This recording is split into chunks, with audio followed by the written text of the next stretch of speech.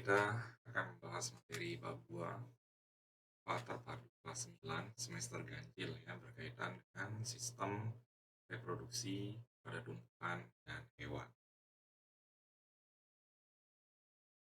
Oke, jadi berkaitan dengan konsep apa saja sih yang dipelajari di sistem reproduksi tumbuhan dan hewan. Jadi kalian bisa perhatikan di depan. Ada reproduksi vegetatif, kemudian ada reproduksi generatif. Nah, reproduksi vegetatif ini ya, jadi reproduksi vegetatif itu tanpa kawin, tanpa terjadi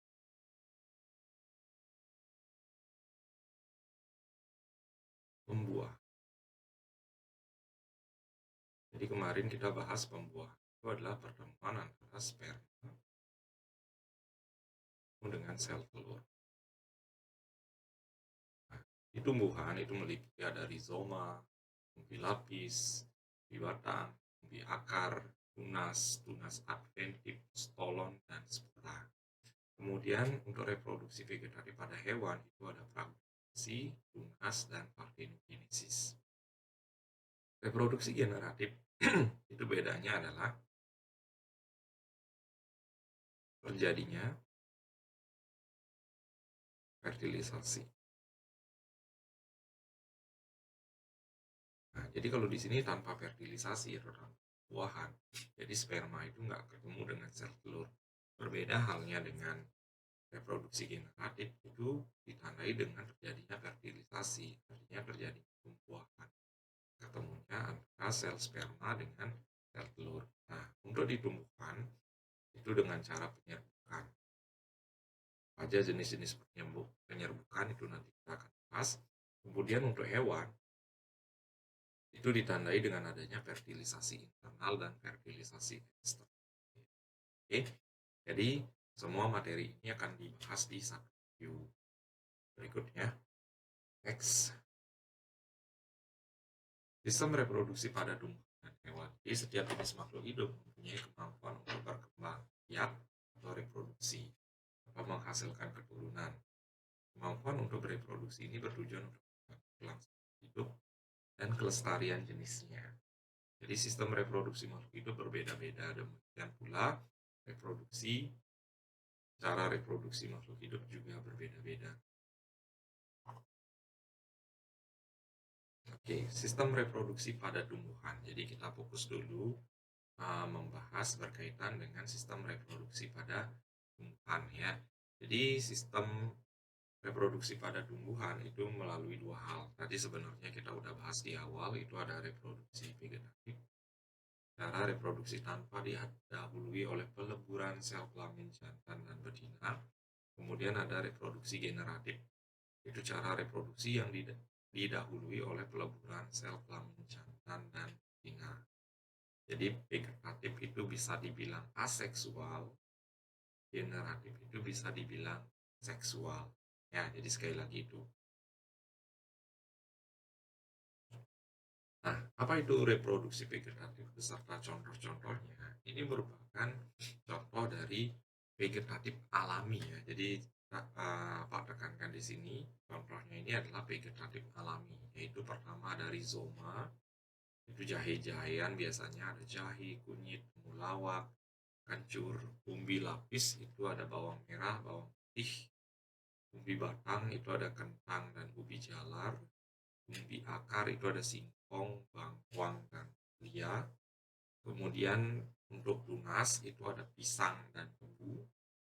Jadi beda dengan tunas adventif ya. Kalau tunas ini kayak kalau kalian pernah lihat pisang, jadi di bawahnya itu ada pisang yang lebih pohon pisang yang lebih kecil ukuran. Itu namanya tunas.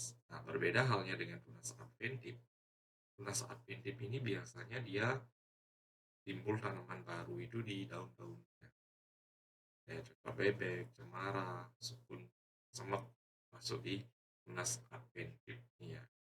Kalau stolon atau geragih ini contohnya pada rerumputan, regi, pegangan, stroberi atau arbei. Kemudian untuk spora ini pada lumut dan jadi sekali lagi contoh semua yang ada di sini ini merupakan vegetatif alam ya. Jadi di sini tidak ada penekanan. Sekali lagi, contoh yang ada di layar ini yaitu contoh dari vegetatif alam.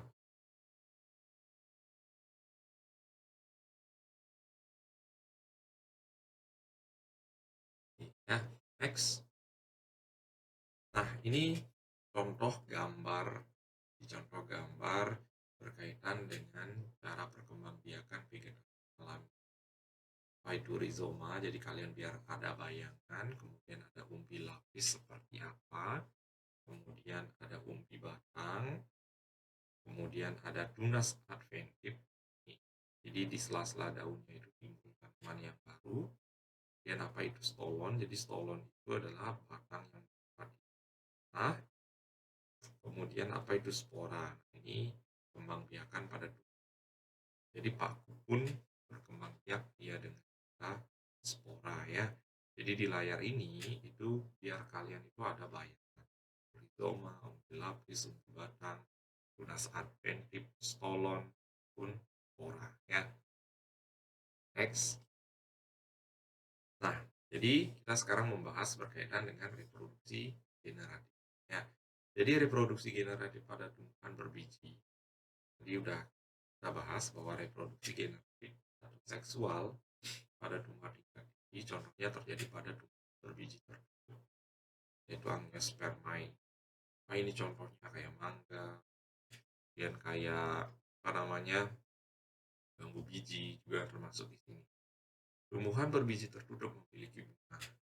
Merupakan alat reproduksi genetik. Alat kelamin jantan itu terdiri dari benang sari. Jadi ini yang benang sari ya. Kemudian alat kelamin betina atau putik. Nah, tersusun atas tangkai putik, kepala putik, bakal buah dan bakal biji di dalam. Bakal biji, kemudian ada bakal buah. Jadi ciri khasnya tanaman dari angiospermae ini menghasilkan buah. Itu merupakan ciri khas dari reproduksi generatif. Nah, reproduksi generatif ini ditandai dengan pertemuan antara sperma dan sel. Kelopak ini fungsinya adalah untuk melindungi ketika bunga masih kuncup. Dan mahkota ini adalah perhiasan. Nah, ini fungsinya adalah menarik serangga biasanya. Jadi mahkota-mahkota yang warnanya mencolok itu biasanya sangat mudah didekati oleh serangga dia ya. Untuk membantu proses penyerapan biasanya. Oke, next. Nah, bagaimana proses pembentukan sel kelamin jantan dan betina? Di dalam ruang sari atau serbuk sari itu terdapat sel induk mikrospora fluid. Oke, jadi ini yang di benang sari. Sel induk mikrospora itu membelah secara meiosis akan menghasilkan kembali lagi ke pembelahan mitosis dan meiosis. Ingat meiosis itu akan menghasilkan sel akan ya. Oke. Jadi 4 sel mikrospora yang haploid ini ya. Di sini di dalamnya ada inti vegetatif, kemudian ada inti generatif. Nah, kemudian yang di luar ini nanti akan membentuk serbuk sari. Inilah yang menjadi penyusun dia masuk ke dalam bakal biji atau bakal buah si putik. Tapi sebelum terjadi buahan itu akan didahului oleh proses yang penyerapan terlebih dahulu ya. Oke, next. Bakal buah merupakan tempat terdapatnya bakal biji. Jadi di dalam bakal biji atau bakal buah terletak di dasar bunga, reseptakel dan bentuknya menggelembung. Di dalam bakal biji itu terdapat sel telur yang merupakan gamet betina. Apa itu gamet? Gamet itu adalah sel kelamin. Ya. Di dalam bakal biji terdapat sel induk megaspora betina yang diploid. Ini juga bakalan akan membelah secara meiosis nanti ya. Sel induk megaspora bermeiosis itu menghasilkan 4 sel yang haploid. Jadi sel megaspora yang ketiga-tiganya ini nanti hilang. Nanti yang satu ini akan berkembang menjadi 8 inti yang baru. Nah ini dia. Sel megaspora bermitosis menghasilkan 8 sel yang baru. Bagaimana susunannya? Jadi Jadi kalian perhatikan di sini.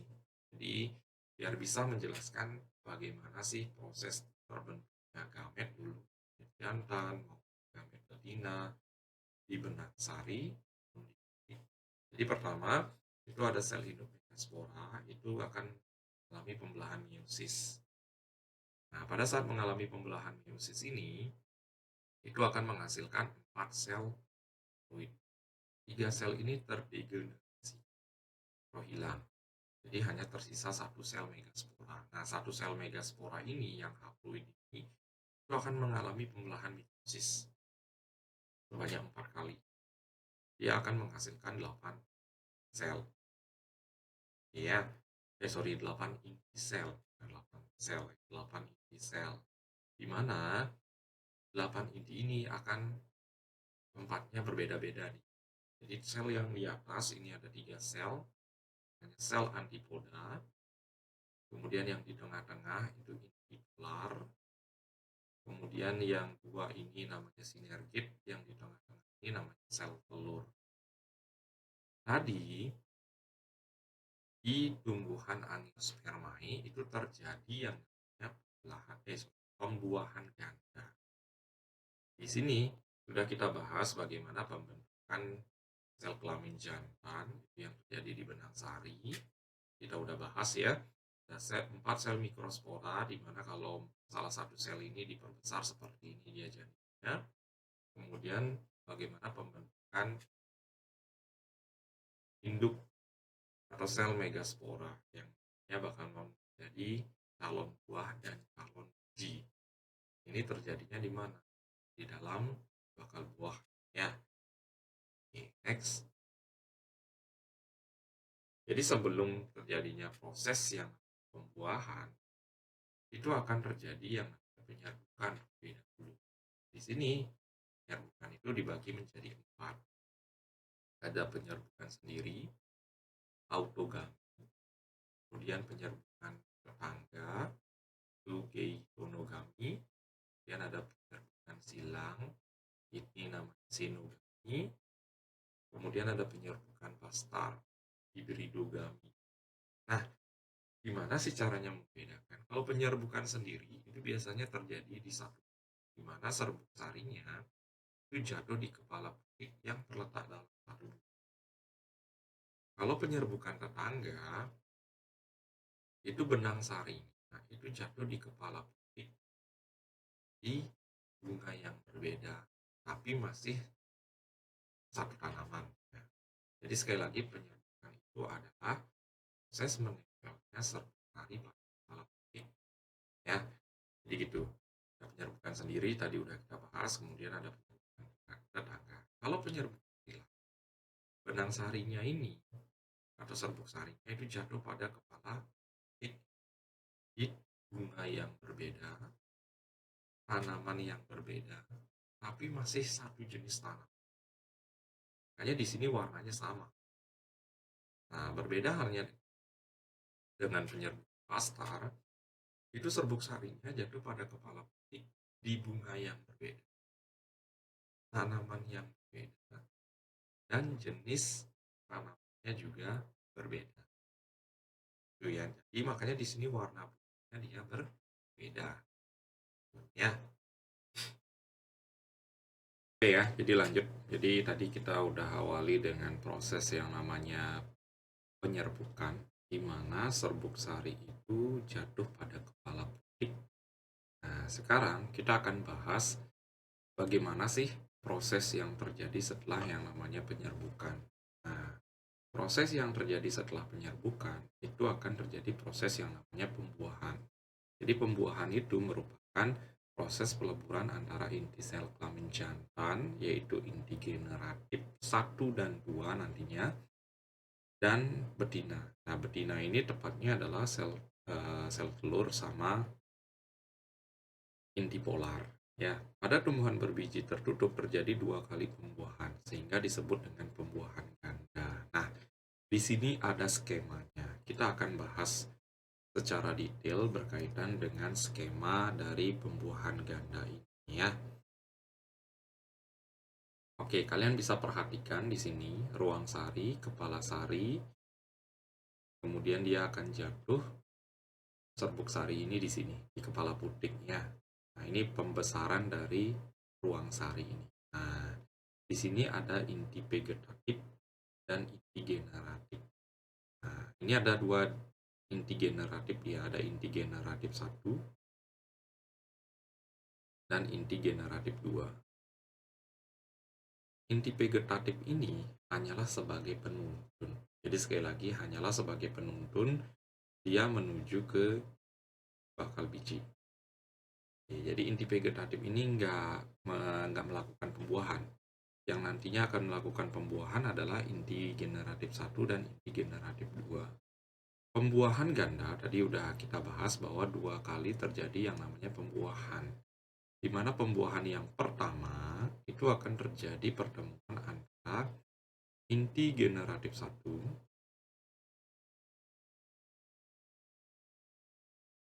ketemu dengan sel telur. Inilah yang akan menghasilkan biji.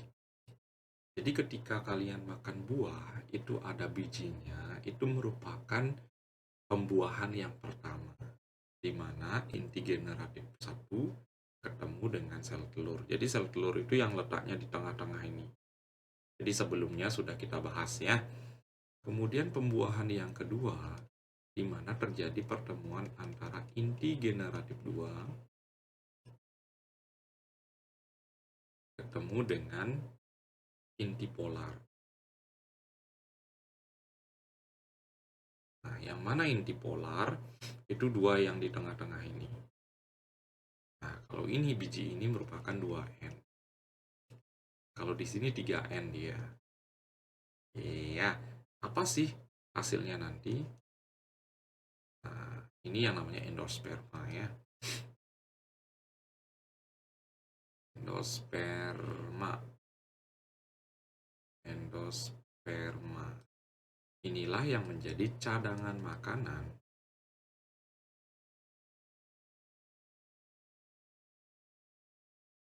dari si biji. Cadangan makanan ini dalam kehidupan sehari-hari yang sering kita amati adalah buah. Jadi buah yang kalian makan itu sebenarnya adalah cadangan makanannya untuk si biji pada saat perkembangan. Dan itu merupakan merupakan bagian dari pembuahan ganda ya.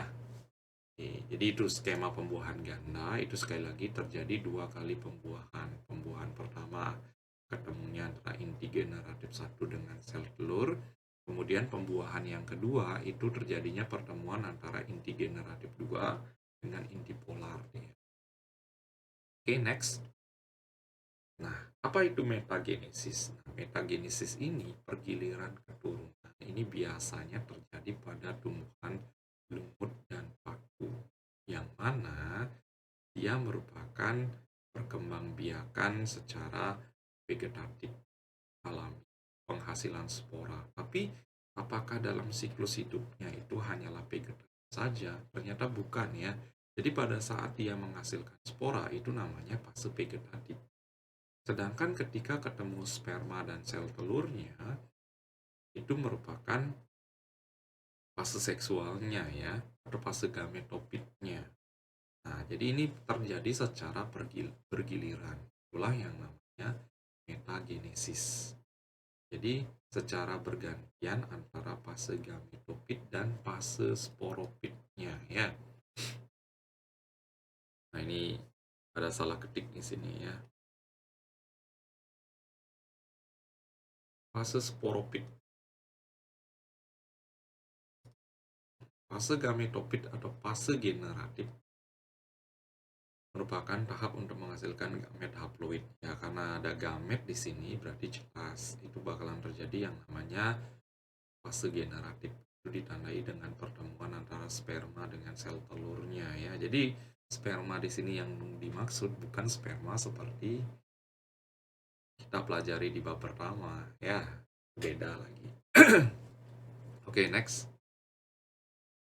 Nah, ini metagenesis pada tumbuhan lumut dan paku. Jadi di sini sudah ada keterangannya. di mana fase sporopit, nah itu akan menghasilkan yang namanya spora. Ya, spora ini akan berkembang menjadi protonema. Nah, protonema ini akan menjadi gametofit muda. Gametofit muda berkembang menjadi gametofit dewasa. Nanti gametofit dewasa ini akan menghasilkan yang namanya antheridium. Antheridium itu yang ada spermanya, kemudian archegonium itu yang ada sel telurnya dia. Oke, jadi kembali lagi nanti berkembang menjadi tanaman lumut yang baru, menghasilkan spora lagi. Itu terjadi secara bersiklus dia ya. Ini juga sama. Di sini, nah, pokoknya fase di mana menghasilkan spora itu namanya fase sporopit. Kalau udah menghasilkan gamet, itu namanya fase gametofit.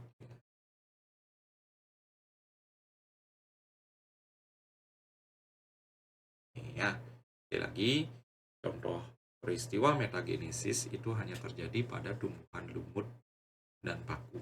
Ya, next. Nah, sesudah kita membahas apa itu reproduksi vegetatif, reproduksi generatif, yang pembuahan dan penyerbukan. Nah, tadi ada yang kelupaan ya. Jadi vegetatif ada yang alami, ada yang buatan. Nah, vegetatif buatan itu contohnya kayak stek, menempel, menyambung, mengenten, mencangkok. Itu termasuk bagian dari vegetatif buatan ya.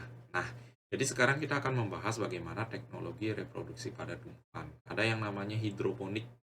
Jadi metode budidaya tanaman menggunakan air. Tanaman akan menyerap nutrisi yang terlarut dalam air untuk tumbuh. Nah, contohnya hidroponik itu biasanya sering diterapkan di daerah-daerah perkotaan di mana lahan itu sedikit ya. Jadi cocok digunakan perkembangbiakan hidroponik ini karena jumlah tanah di sana terbatas. Kemudian ada metode ventriculture, metode budidaya dengan tanaman dengan cara membuat instalasi bertingkat. Nah, ini contohnya. Jadi di gambar ini, di gambar yang kedua ini merupakan salah satu contoh dari vertikultur ya. Kemudian ada kultur jaringan. Jadi proses perbanyakan tanaman dengan memanfaatkan bagian tumbuhan. Jadi khususnya bagian yang bersifat meristematik di sini. Jadi media yang digunakan adalah media yang steril yang mengandung nutrisi biasanya agar ya. Jadi ini contohnya. Nah, jadi ada keunggulan dari kultur jaringan ini di mana tanaman yang dihasilkan itu banyak nantinya, waktunya singkat, kemudian sifatnya sama dengan induk. Cuma kelemahannya itu biayanya sangat mahal ya. Jadi biaya untuk proses kultur jaringan ini itu sangat mahal biasanya ya.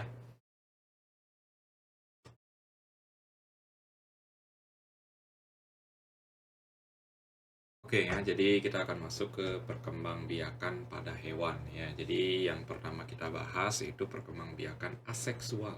Perkembangbiakan vegetatif boleh juga dibilang seperti itu ya. Jadi perkembangbiakan aseksual pada hewan itu ada 3 jenis di sini. Ada pertunasan dan pertunasa ya. Pertunasan, kemudian ada fragmentasi. Ini ada kesalahan pengetikan ya. Ada pertunasan, itu kemudian ada fragmentasi, kemudian ada partenogenesis. Oke. Apa bedanya? Jadi pertunasan itu ditandai dengan munculnya tunas berupa tonjolan pada tumbuhan induknya. Nah, ini dia. Jadi ada tonjolan seperti ini akan berkembang membesar ya. Kemudian akan patah. Nah, patahannya ini yang akan menjadi tanaman yang bukan tanaman ya, hewan yang baru ya. Ini contohnya ada hidra dan obelia. Kemudian fragmentasi itu cara perkembangbiakan aksesual menggunakan fragmen atau potong tubuhnya. Itu terjadi pada cacing pipih planaria. Nah, ini. Jadi kalau kalian potong-potong ini menjadi 3 bagian, jadi ketiga bagiannya ini itu akan berkembang menjadi hewan yang baru. Nah, tapi bagian-bagiannya ini adalah bagian-bagian yang bersifat meristematik. Contohnya adalah kepalanya atau ekornya. Nih, udah ada contohnya di sini ya. Terjadi pada cacing pipih. Kemudian, partenogenesis ini biasanya pada serangga ya. Peristiwa perkembangan sel kelamin betina menjadi individu baru tanpa melalui pembuahan pada lebah ataupun kecoa. Nah, di sini contohnya. Jadi, dia menghasilkan sel telur, kemudian menjadi individu baru. Individu baru ini tanpa didasari atau tanpa ditandai dengan adanya pembuahan dia. Ya. Nah, ini contohnya. Jadi ketika dia mengalami pembelahan meiosis sel gametnya, gamet yang ini itu langsung menjadi individu baru tanpa melalui proses pembuahan. Berbeda halnya, nah ini yang akan berkembang menjadi lebah pekerja. Tapi ketika induk betina dan induk jantan itu melakukan pembuahan, nah ini bukan partenogenesis ya, karena terjadi pembuahan dia, itu akan menghasilkan ratu dia. Tapi sel telur atau gamet yang tidak dibuahi itu akan berkembang menjadi individu baru, itu namanya partenogenesis, itu akan menjadi lebah pekerja. Ya, oke, next. Reproduksi generatif pada hewan. Nah, kalau generatif berarti jelas ditandai dengan bertemunya antara sel sperma dan sel telur biasanya ya. Oke, jadi alat reproduksi hewan terdiri atas alat kelamin jantan dan betina. Alat kelamin jantannya ditepus testis yang menghasilkan sel kelamin jantan atau sperma, sedangkan alat kelamin betinanya disebut dengan ovarium. Jadi jelas. Di sini kita membahas hewan tingkat tinggi ya, menghasilkan sel telur atau ovum. Oke, next. Nah, pembuahan pada hewan. Pembuahan merupakan proses peleburan antara inti sperma dengan inti sel telur. Pembuahan pada hewan ini terjadi di luar tubuh induk betina. Ada yang pembuahannya secara eksternal, pembuahannya itu terjadi di luar tubuh induk betina. Jadi induk betina di sini melepaskan sel-sel telur yang sangat banyak ke dalam air. Kemudian induk jantan mengeluarkan sel sperma ke lokasi sel telur yang berada sehingga terjadi pembuahan di luar. Ya, sekali lagi di luar tubuh induk. Ini biasanya terjadi pada ikan dan petak biasanya ya. Jadi makanya kita sering temuin ada telur yang ada di luar dari tubuh betinanya yang nantinya itu akan menetas. Sebaliknya, pada hewan yang bukan organisme akuatik. Nah, ini contohnya terjadi pada organisme akuatik. Apa itu organisme akuatik? Organisme yang hidup di air. Ya, tadi sudah kita bahas contohnya ada ikan sama katak. Kalau yang bukan akuatik itu terjadinya pembuahan itu secara internal, di mana pertemuan antara sperma dan sel telur itu terjadi di dalam tubuh induknya. Ya. Nah, setelah terjadinya proses perkembangbiakan, nah bagaimana dia berkembang? Jadi, cara perkembangbiakan, nah itu ada 3 jenis. Ada pipipar itu melahirkan, opipar itu bertelur, kemudian ada opopipipar itu telur yang menetas di dalam tubuh induknya, kemudian yang keluar adalah anak. Terkadang ada juga telurnya yang keluar dan menetas di luar. Jadi makanya kita sering temuin ular itu kadang-kadang yang keluar ada telur langsung dari bagian tubuh betinanya, terkadang juga ada langsung anak karena telurnya sudah menetas di dalam tubuhnya. Itulah yang namanya ovovivipar. Ya, ini next. Nah, pada siklus hidup hewan tertentu terjadi yang namanya perubahan bentuk yang sering disebut dengan metamorfosis. Jadi kalau tadi di tumbuhan ada metagenesis. Metagenesis itu pergiliran keturunan antara fase sporopit dan fase gametopit. Sedangkan di sini berbeda. Di sini itu namanya metamorfosis. Metamorfosis ini adalah perubahan bentuk. Metamorfosis ada dua, ada yang sempurna dan ada yang tidak sempurna. Yang sempurna ini perubahan wujud itu jelas dia dari setiap fasenya. Nah, ini contohnya terjadi pada katak dan kupu-kupu. Kalau metamorfosis tidak sempurna, itu perubahan bentuknya itu sama saja. Nah, contohnya terjadi pada belalang. Ini metamorfosisnya adalah tidak sempurna. Ya, itu. Jadi di hewan ada metamorfosis, di tumbuhan itu ada metagenesis. Jadi dua istilah itu jelas perbedaannya ya. Oke, next. Nah, kalau tadi di tumbuhan juga ada teknologi, ada hidroponik, ada permakultur, kemudian ada hibridisasi, ada kultur jaringan ya. Di sini di teknologi reproduksi hewan ada dua, ada inseminasi buatan, kawin suntik. Nah, jadi uh, insemi buatan atau kawin suntik adalah proses pemasukan cairan sperma ke saluran kelamin hewan betina dengan bantuan alat suntiknya. Jadi biasanya ini sering dipakai dalam perkembangbiakan babi, sapi, kambing itu bisa dipakai ya. Jadi dengan cara inseminasi buatan. Jadi bayarnya entah berapa gitu ya, kayaknya kisaran ratusan ribu. Kalau cloning, nah ini cloning ini yang mahal. Jadi cloning merupakan cara reproduksi hewan untuk memperoleh keturunan yang identik dengan memasukkan inti sel donor ke dalam sel telur induk yang telah dihilangkan inti sel. Nah, jadi di sini diambil dua jenis organisme. Di sini ada domba yang jenisnya berbeda, itu dikembangbiakan dengan cara cloning. Jadi di mana sel telur dari domba pertama ya, bukan sel telur. Inti sel dari domba pertama itu ditemukan dengan sel telur dari domba yang kedua, sehingga menghasilkan domba yang merupakan hasil cloning. Jadi ini sering percobaan ini terjadi pada pembentukan domba Dolly ya. Next.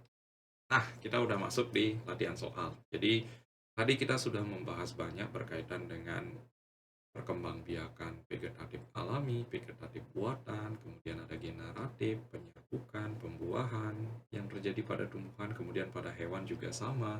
Ada perkembangbiakan seksual dan aseksual. Jadi di sini kita akan membahas, menekankan lagi konsep-konsep yang sudah kita pelajari sebelumnya ya. Jadi soal yang pertama,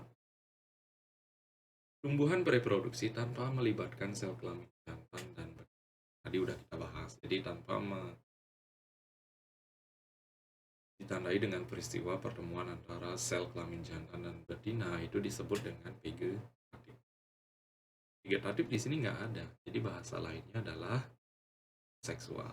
Ya, seksual itu sama dengan vegetatif. Fertilisasi itu sama dengan pembuahan. Itu pertemuan antara sperma dan sel.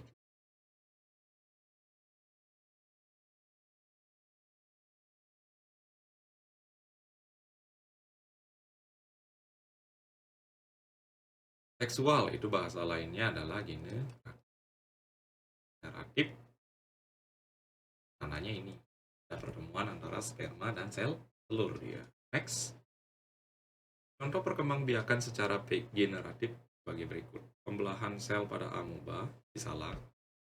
Di sini tanpa adanya pertemuan sperma dan sel telur ya. Mencangkok. Nah, mencangkok itu bagian dari vegetatif buatan.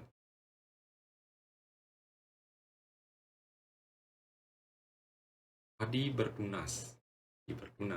Tunas ya, jadi penekanannya adalah tunas. Ini vegetatif alami.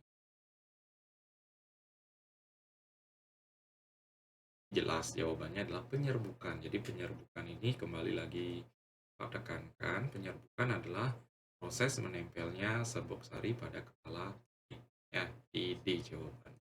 Next. Tunas adventif pada daun terdapat pada tanaman. Oke, jadi udah jelas di sini ya, cocor bebek.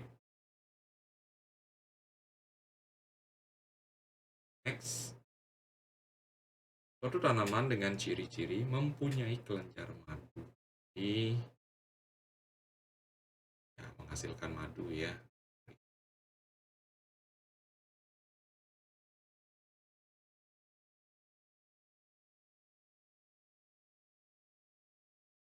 Mahkota warnanya mencolok ya, biasanya merah dan besar biasanya ya. Serbuk sarinya mudah lengket. Perantara yang sesuai dengan penyerbukan bunganya adalah yang jelas serangga. Kalau angin itu biasanya serbuk sarinya itu bukan lengket, melainkan ringan, biar gampang diterpa oleh angin ya. Kemudian dia tidak memiliki kelenjar madu. Kotanya juga kecil biasanya atau warnanya tidak menarik biasanya. Ya, jelas di jawabannya adalah serangga. Next, teknik penanaman tumbuhan yang tidak menggunakan media tanah. Biasanya media air yang dipakai. Itu namanya tadi udah kita bahas juga ya. Kembali lagi ditekankan di sini, itu hidroponik. Kalau vertikultur ini bertanam dengan cara bertingkat ya, ya biasanya pakai pipa, kemudian di pipanya itu diisi tanaman ya. Kultur jaringan ini menghasilkan tanaman yang jumlahnya banyak dalam waktu yang singkat tanpa memperhitungkan musim juga ya. Next, tujuan pemberian nutrisi berupa cairan pada teknik hidroponik karena tumbuhan tidak tahan panas. Ingat, di sini hidroponik ini di hidroponik ini tanpa tanah ya. Jadi air yang diberikan karena tumbuhan membutuhkan cairan yang sangat banyak. Karena tumbuhan menyerap nutrisi. Udah ada jelas kata kuncinya. Berian nutrisi. Cairan ya jelas dia menyerap nutrisi. Yo, jelas banget di sini ya. Jadi jawabannya adalah yang C. Next.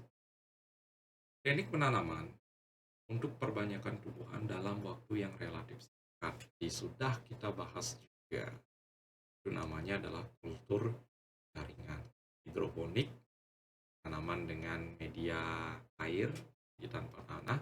Parthenogenesis itu menghasilkan individu baru di mana sel telurnya tanpa didahului dengan terjadinya pembukaan yang terjadi pada lebah tadi ya. Oke, next. Penyerbukan terjadi pada bagian nomor. Kalau penyerbukan itu jatuhnya serbuk sari pada kepala putik. Jadi di sini kita akan bahas nomor 2. Ini namanya adalah kepala sari.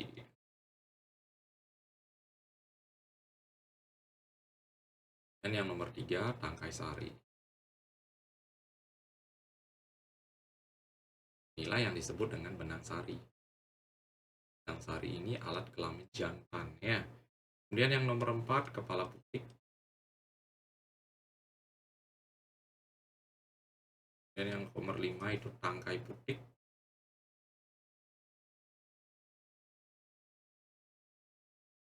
Inilah yang sering disebut dengan ini alat kelamin betina. Nomor 6 ini bakal biji. Nomor 7 tangkai bunga. Nomor 8 itu dasar bunga. Dan nomor 9 ini kelopak. Dan nomor 1 ini adalah mahkota. Oke ya, jadi penyerbukan itu jatuhnya serbuk sari pada kepala putik. Jadi jawabannya ya jelas nomor 4 di sini. Nah, jadi kalian pelajari nih ya, keterangan-keterangan beserta fungsinya nanti ya. Apa fungsi dari benang sari, apa fungsi dari putik, apa fungsi dari mahkota, bakal buah, bakal biji ya. Next. Kadal dan ular digolongkan ke dalam hewan yang bertelur dan beranak. Nah, tadi kita udah bahas ya beranak karena opopipita. Jadi dia akan menghasilkan telur, tetapi disimpan di dalam tubuh hingga menetas menjadi bayi hewan. Nah, atau enggak dia telurnya menetasnya di luar kadang ya. Jelas itu jawabannya yang paling panjang yang A ya. Oke, next. Contoh hewan yang melakukan partenogenesis ya. Partenogenesis kembali lagi Kak tekankan, partenogenesis ini menghasilkan individu baru di mana telurnya itu tidak terjadi proses pembuahan. Inilah yang akan menghasilkan lebah pekerja ya, bukan ratunya dia. Next. Organisme yang melakukan reproduksi aseksual di bawah ini kecuali ada planaria. Planaria itu partenogenesis tadi ya. Partenogenesis. Sorry, planaria partenogenesis, keliru-keliru ya. Ada kesalahan ya.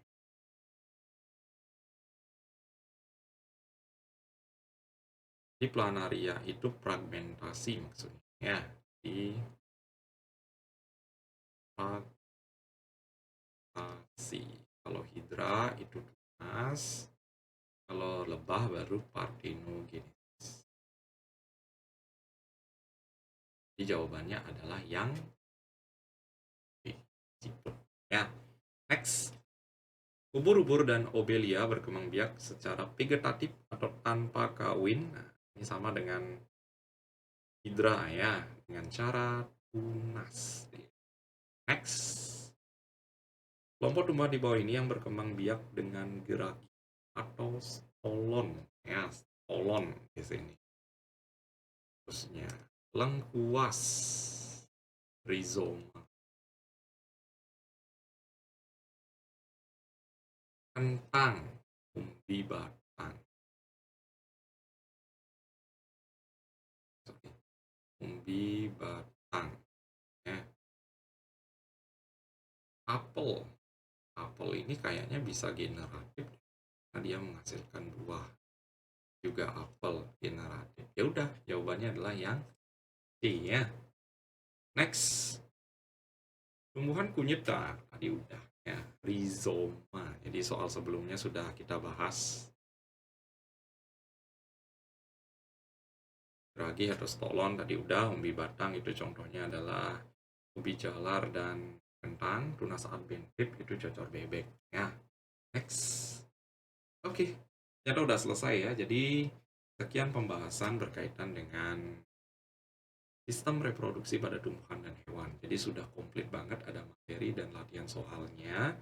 Di latihan soalnya ini latihan soal sederhana ya. Jadi kalian bisa latihan soal lewat Google juga. Jadi jangan lupa like, share, dan subscribe video-video dari Doni Smart Chemistry. Sampai jumpa di video berikutnya.